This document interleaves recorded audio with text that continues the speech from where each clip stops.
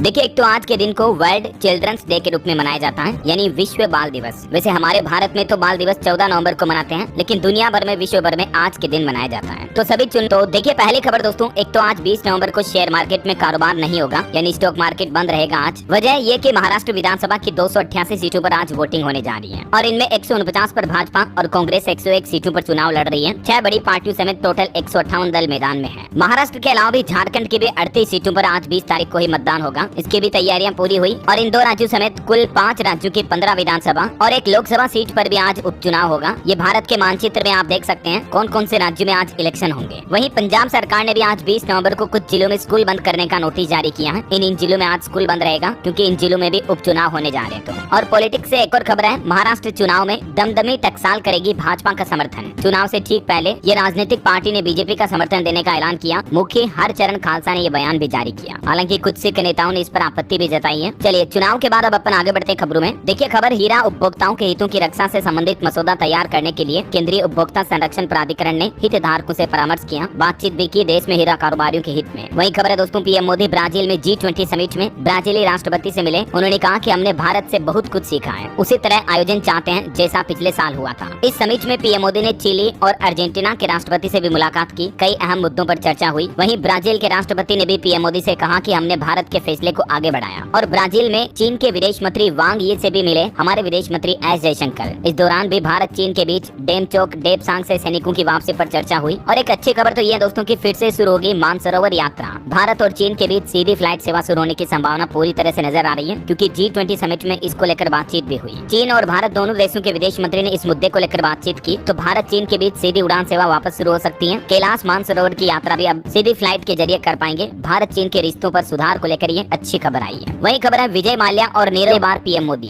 Free trade agreement समेत कई अहम मुद्दों पर बातचीत हुई। और ये कीर स्टारमर कौन है पता? ये ब्रिटेन के प्रधानमंत्री हैं। और इस मुलाकात के दौरान दोनों नेताओं ने विजय माल्या और नीरव मोदी जैसे भगोड़ों का भी मुद्दा उठाया, क्योंकि ये अक्सर भागकर ब्रिटेन लंदन वगैरह चले जाते हैं। तो जल्दी नीरव मोदी विजय माल्या को भारत वापस लाया जाएगा। पीएम मोदी ने यूके पीएम से इनके प्रत्यार्पण पर भी बातचीत की। और खबर है कि अगले साल FTA पर भी बात शुरू करेंगे भारत और ब्रिटेन। पीएम मोदी और केट स्टारमर के बीच अहम बैठक में इस मुद्दों को लेकर भी सहमति बनी। और बताया जा रहा है कि जल्द ही भारत और ब्रिटेन के बीच फ्री ट्रेड एग्रीमेंट पर भी बातचीत फिर से शुरू होगी। है ना। तो ये कुछ पीएम मोदी के ब्राजील विदेश दौरे और G20 समिट के अपडेट रहे। चलिए अब अपन आगे बढ़ते हैं खबरों में। देखिए, एक तो भारत के लिए बड़ी अच्छी गर्व की बात है, एलन मस्क की कंपनी स्पेसएक्स ने भारतीय अंतरिक्ष एजेंसी इसरो के रॉकेट सैटेलाइट GSAT-N2 को लॉन्च किया। और इससे भारत में कम्युनिकेशंस इंफ्रास्ट्रक्चर इंप्रूव होगा और हवाई यात्रा के दौरान भी अब आप इंटरनेट का इस्तेमाल कर पाएंगे। ये लॉन्चिंग भी सफल रही है। वही बड़ी खबर देखिए, भाजपा महासचिव पर पैसे बांटने का आरोप लगा, FIR भी दर्ज हुई। दावा किया जा रहा कि ये 5 करोड़ रुपए लाए थे। मुंबई में होटल से मिले 9 लाख रुपए। महाराष्ट्र में विधानसभा चुनाव की वोटिंग से ठीक एक दिन पहले भाजपा के राष्ट्रीय महासचिव विनोद तावड़े पर ये पैसे बांटने का आरोप लगा है। चलिए दोस्तों, प्याज की महंगाई पर देखिए अगली अच्छी खबर। दिल्ली समेत देश के कई राज्यों में पहुंचाई जा रही प्याज की खेप। केंद्र सरकार ने कोल्ड स्टोरेज में रखे प्याज को निकालने का भी फैसला किया है। देश भर में बढ़ रही प्याज की कीमतों को लेकर एक और अच्छी खबर है, नासिक से 840 मीट्रिक टन प्याज लेकर दिल्ली पहुंची कांदा एक्सप्रेस ट्रेन की एक और खेप। और खबर देखिए दोस्तों, दिल्ली के भारत मंडपम में 6.5 करोड़ साल पुराने डायनासोर के अंडे को प्रदर्शनी के लिए लगाया गया। यहाँ देखने वालों की भीड़ भी उमड़ी, देख सकते हैं आप तस्वीरें। और भारत का एक मेगा प्लान देखिए, अमोनिया, हाइड्रोजन और बिजली से चलने वाले जहाज बनाएगा भारत। दुनिया के सामने रखा विजन 2047। दरअसल दक्षिण एशिया का सबसे बड़ा समुद्री विचार पर आधारित शिखर सम्मेलन सागर मंथन नई दिल्ली में शुरू हुआ। और इस दौरान भारत ने जल मार्ग और पानी के जहाज में बेहतरीन टेक्नोलॉजी बढ़ाने पर भी विचार विमर्श किया। पीएम मोदी ने भी सागर मंथन समारोह की सफलता की अपील की और कहा कि राष्ट्रों की सुरक्षा समृद्धि महासागरों से जुड़ी हुई है। चलिए अगली खबर देखिए, मध्य प्रदेश में टैक्स फ्री होगी film the Sabarmati report. Madhya Pradesh के मुख्यमंत्री मोहन यादव बोले कि मैं खुद भी देखने जाऊंगा, मंत्री और विधायकों को भी भेजेंगे। अभी एक दिन पहले आपको बताऊंगा पीएम मोदी भी इस फिल्म की तारीफ कर चुके हैं। और मध्य प्रदेश के बाद छत्तीसगढ़ सरकार ने भी फैसला लिया, इस द साबरमती रिपोर्ट फिल्म को यहाँ भी टैक्स फ्री कर दिया है। तो दर्शकों को इससे छूट मिलेगी। दर्शकों को भी सस्ते टिकट में ये फिल्म मूवी देखने का मौका मिलेगा। 22 साल पहले हुए गोधरा कांड पर आधारित है ये फिल्म। 27 फरवरी 2002 को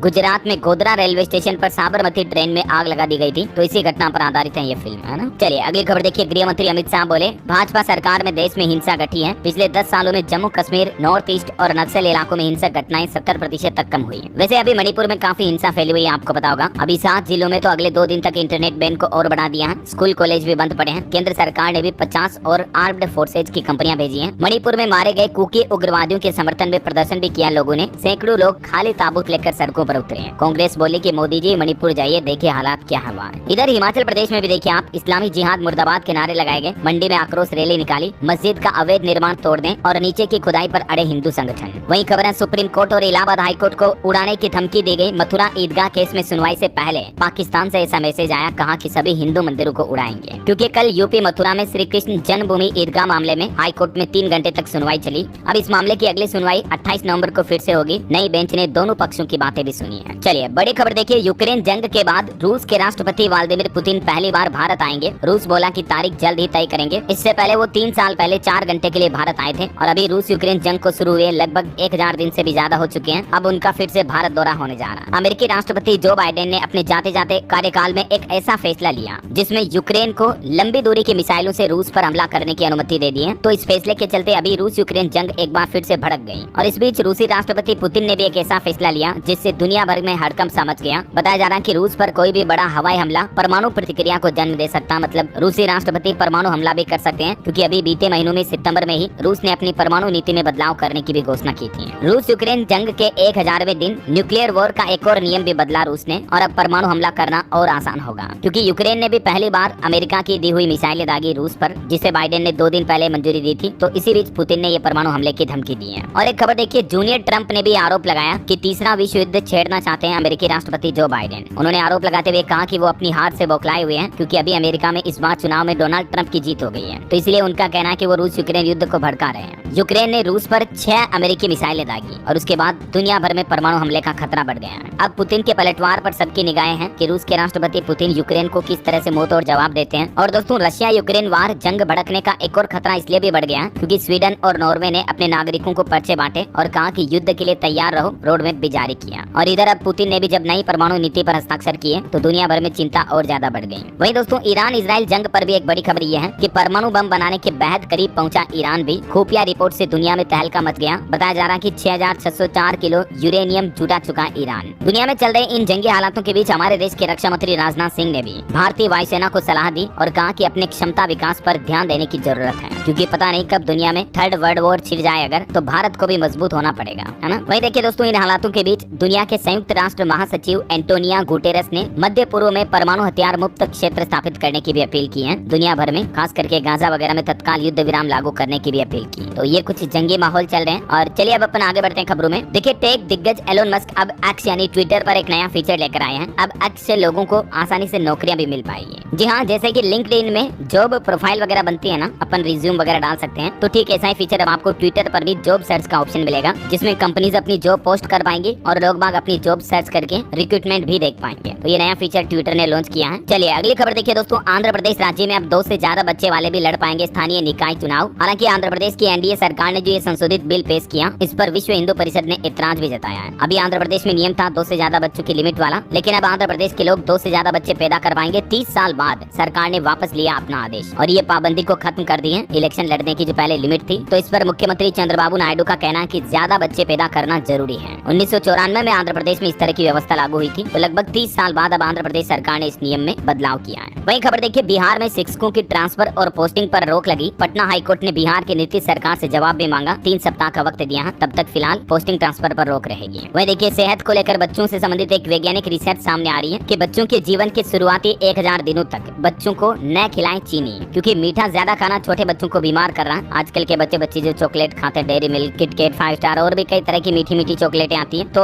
विश्व प्रसिद्ध जनरल साइंस में पब्लिश एक वैज्ञानिक स्टडी के मुताबिक अगर शिशु को जन्म के बाद शुरुआती 1000 दिनों तक शुगर न दिया जाए तो एडल्ट लाइफ में, मतलब जब वो बड़े होते हैं ना, तब उन्हें क्रोनिक डिजीज होने का जोखिम काफी कम हो जाता है। तो बच्चों को ज्यादा मीठी चॉकलेटें ना खिलाएं, ध्यान रखें। दुनिया के कई देशों ने तो बच्चों के लिए फूड पर एडेड शुगर को भी बैन कर रखा है। England, Wales, Germany, America, France, Switzerland वगैरह ने, क्योंकि छोटे बच्चों को चीनी खिलाने के काफी ज्यादा नुकसान है। इससे बच्चों की ग्रोथ प्रभावित हो सकती है, बच्चे का वजन बढ़ सकता है, पाचन संबंधित दिक्कतें हो सकती है, मेटाबॉलिज्म स्लो हो जाता है, दांतों से जुड़ी समस्याएं और एलर्जिक रिएक्शन भी होता है। मतलब देखिए आप कितने ज्यादा साइड इफेक्ट हैं बच्चों को चीनी खिलाने के। देश के एक्सपर्ट डॉक्टर्स का भी यही कहना है इस रिसर्च के बाद कि बच्चों को ज्यादा शुगर ना खिलाएं, बल्कि बच्चों में हेल्दी खाने की आदत डालें। फल फ्रूट खिलाएं, उन्हें जूस खिलाएं पिलाएं, सब्जियां खिलाएं, ड्राई फ्रूट्स खिलाएं, सलाद दें, अच्छी चीजें खिलाएं, कहने का मतलब है ना। तो ये तो हो गई बच्चों की रिसर्च की बात। और चलिए अगली खबर देखिए आप। कल विश्व शौचालय दिवस था, आपको बताऊंगा, और इस मौके पर केंद्र सरकार ने कहा कि